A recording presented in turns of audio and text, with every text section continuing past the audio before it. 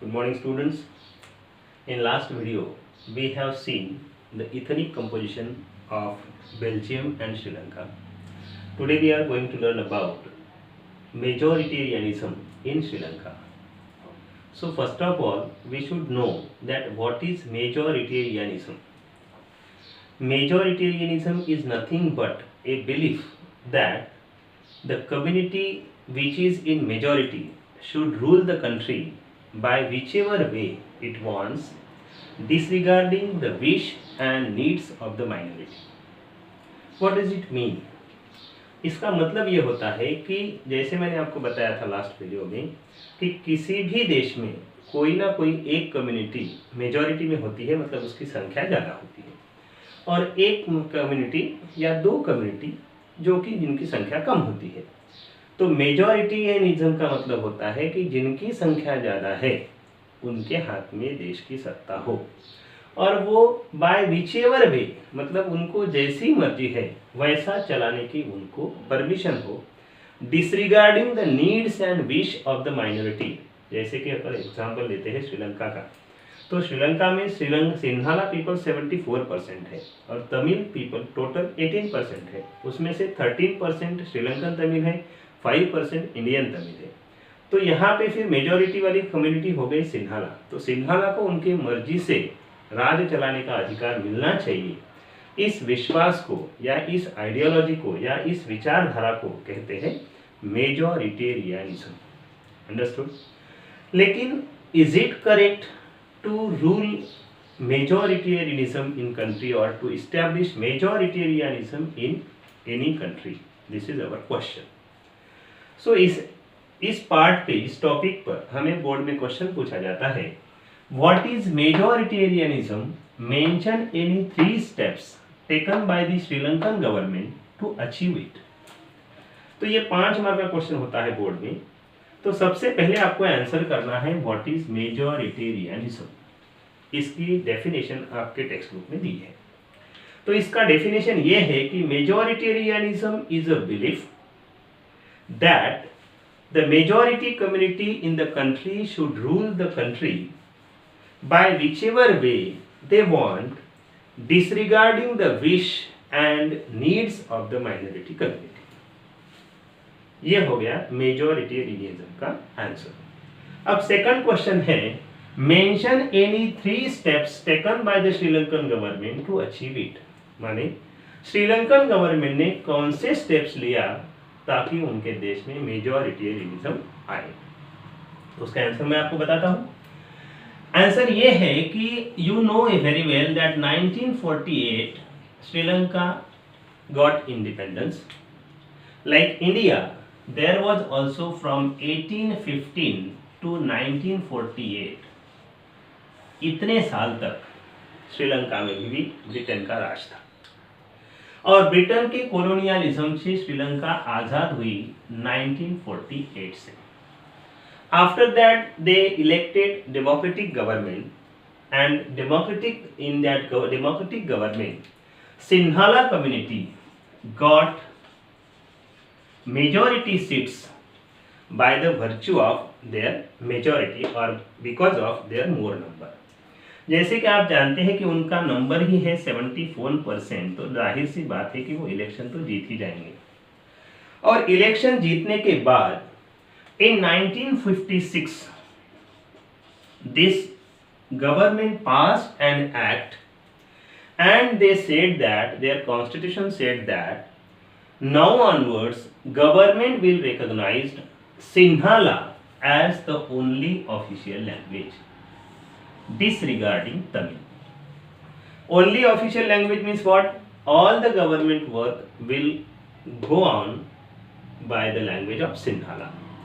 देश का जो भी कारोबार है वो सिन्हाला लैंग्वेज में हो। तो ये हो गया फर्स्ट मेजर। सेकंड मेजर हो गया, they said that means their constitution made the rule that now onward government will follow preferential policy in securing university position and government job to the Sinhala people। मतलब सिन्हाला ही उनकी official language होगी, सिंधाला लोगों को ही university में या government में job दिया जाएगा, उनको प्रेफरेंस दिया जाएगा। और तीसरी बात उन्होंने बोली, their constitution stipulated that government should protect and foster the Buddhism. जैसे मैंने आपको पिछली बार बोला था कि यहाँ पे जो 74% सिंधाला पीपल है, इन सिंधाला पीपल में मैक्सिमम लोग कौन है? बुद्धिस्ट है, और कुछ ही लोग हिंदू, मुस्लिम या क्रिश्चियन है। और तमिल लोगों में मैक्सिमम लोग या तो मुस्लिम है या तो हिंदू है। तो उन्होंने 3 स्टेप्स लागू किए थे। Don't go anywhere, just stick to the question. Question है what is majoritarianism and mention any 3 steps taken by the Sri Lankan government to achieve it. तो श्रीलंकन गवर्नमेंट में कौन से 3 स्टेप्स लिए? That Sinhala will be recognised as the only official language disregarding Tamil. Government will follow the preferential policy in securing the government jobs and university position for the Sinhala people. And now onwards, government will follow the policy to protect the Buddhism, to protect and foster the Buddhism. यहाँ पे foster का मतलब क्या होता है? मजबूत करना। मतलब गवर्नमेंट सिर्फ इन सिंहाला लोगों के बुद्धिज्म को ही प्रोटेक्ट करेगा और उनको ही सपोर्ट करेगा। तो इतना आंसर अगर आप लिखते हैं तो you will get 5 out of 5 marks. Now, second question will be on this part. What was the result of majoritarianism in Sri Lanka? तो जाहिर सी बात है कि जब आप पूरे अधिकार सिंधाला को ही दे रहे हैं तो जाहिर सी बात है कि तमिल लोग वहां पे नाराज हो जाएंगे। तो फिर तमिल लोगों पर इसका असर क्या हुआ? What was the result of majoritarianism in Sri Lanka? तो उसका आंसर मैं आपको बता देता हूं। उसका आंसर ये है कि all these measures means majoritarianism measures, they slowly gradually increase the feeling of alienation. Alienation means दूरता, वैरता। 2 कम्युनिटी में क्या हो गई? अपनेपन की भावना जाके वहां पे एक दूसरे में दूरी पैदा हो गई। फीलिंग ऑफ एलियनेशन माने दूरी की भावना। They felt that all the parties, or you can no other parties led by the Sinhala people is sensitive to their language and culture. Language and culture. Sensitive माने उनको, सिंधाला लोगों को हमारे language के बारे में और हमारे कल्चर के बारे में कोई लेन देन नहीं है। They are less sensitive means they are no more bothered about our culture and language. And they thought that their constitution means Sri Lankan constitution and government policies denied them equal opportunity in securing education and jobs and other political rights.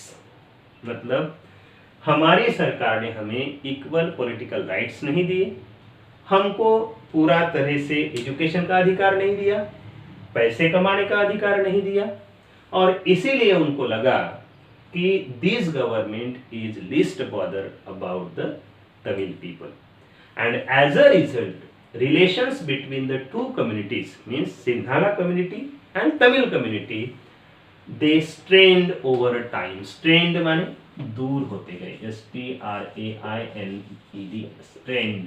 Strained over time माने Sinhala community and Tamil community दोनों में क्या हो गया? अंतर पड़ता गया। मतलब दोनों कम्युनिटी एक दूसरे से दूर होते गए। तो ये है इस मेजॉरिटेरियनिज्म का रिजल्ट। अब उसमें आप आगे वाले भी कुछ पॉइंट्स ऐड कर सकते हैं, अभी मैं बताता हूं उसका। उसी पर तीसरा क्वेश्चन होता है what were the major demands of Tamil इन श्रीलंका। जाहिर सी बात है कि जब आप पूरे के पूरे अधिकार सिंधाला लोगों को दे रहे हो तो जाहिर सी बात है कि तमिल लोग नाराज हो जाएंगे। फिर तमिल लोगों ने क्या डिमांड किया श्रीलंका के? तो तमिल लोगों ने डिमांड किया, they established political organisations and party for the recognition of the Tamil as a official language. यहाँ पे आपको एक बात याद रखना है, सिंपली आपको ये दोनों क्वेश्चन याद करने की जरूरत नहीं है। एक क्वेश्चन याद किया तो आप दूसरा क्वेश्चन उसके रिलेटिवली बराबर लिख सकते हैं। जैसे श्रीलंका ने बोला कि सिंधाला will be the official language, Tamil ने बोला हमारे लैंग्वेज को भी ऑफिशियल लैंग्वेज बनाएंगे, means they launch the parties and struggle for the recognition of the Sinhala means for the recognition of the Tamil as a official language. फिर उन्होंने दूसरी डिमांड क्या की कि they demanded for the regional autonomy and economic equal opportunities in the education and other spheres. तो उन्होंने क्या बोला कि जहां पे हमारे लोग ज्यादा है, तमिल लोग ज्यादा है, वहां पे आप उस प्रोविंसेस को, the provinces populated by the Tamil, you give regional autonomy. Autonomy का मतलब फ्रीडम, हमें भी कुछ आज़ादी दीजिए, जहाँ पे तमिल लोग ज़्यादा है वहाँ पे इक्वल अपॉर्चुनिटी दीजिए, हमारी लैंग्वेज को भी ऑफिशियल लैंग्वेज बनाइए और हमको भी economic, educational and other social equal opportunity प्रदान करिए। लेकिन हुआ ये कि Indian government means that Sri Lankan government continuously denied there demands. Sri Lankan government ने उनकी डिमांड नहीं मानी और उसका परिणाम ये हुआ कि 1980s में, इन 1980s so many political parties started demanding independent Elam, Elam means state, in the northern and eastern part of the country। Sri Lanka के नॉर्दर्न पार्ट में और ईस्टर्न पार्ट में तमिल लोगों की संख्या ज़्यादा थी, तो वहाँ हमारे स्पेशल राज्य बनाइए, ऐसी मांग उन्होंने की। तो same as the majoritarianism, Tamil की मांग क्या है? Recognition of the Tamil as official language, regional autonomy and equal opportunity in the education and economic sphere for the Tamil, and special independent Eelam mean special Tamil Eelam माने state in the northern and eastern part of the country. ये 3 mark का question रहेगा। ये 3 मांगे आपने लिखी तो आपको 3 में से 3 मार्क्स मिल जाएंगे। अब लास्ट वाला इस टॉपिक पर क्वेश्चन होता है, what was the result of civil war in Sri Lanka. तो श्रीलंका में इसी के चलते सिविल वॉर हुआ था, तो ये सिविल वॉर का असर क्या रहा, या फिर आपको ऐसे भी पूछ सकते कि why was civil war emerge इन श्रीलंका। श्रीलंका में सिविल वॉर क्यों हुआ था, ऐसा अगर उन्होंने थोड़ा ट्रिक करके क्वेश्चन पूछा तो आपको लिखना पड़ेगा इन्हीं पर आधारित अपना आंसर कि किस तरह से उन्होंने मेजॉरिटेरियन पॉलिसी चालू की थी, उसके वजह से तमिल नाराज हो गए थे, and because of that they launched political parties and struggles. अभी सिविल वॉर हुआ, तो ये सिविल वॉर होता क्या है? Civil war is nothing but very violent conflict, conflict माने झगड़ा, within the opposing group of the country.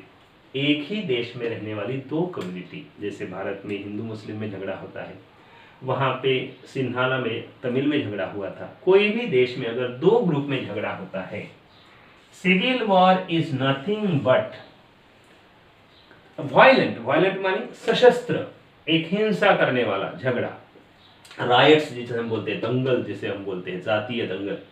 Civil war is nothing but the violent conflict between the 2 opposing groups within the country that is very much violent, very much intense that it appears like a war।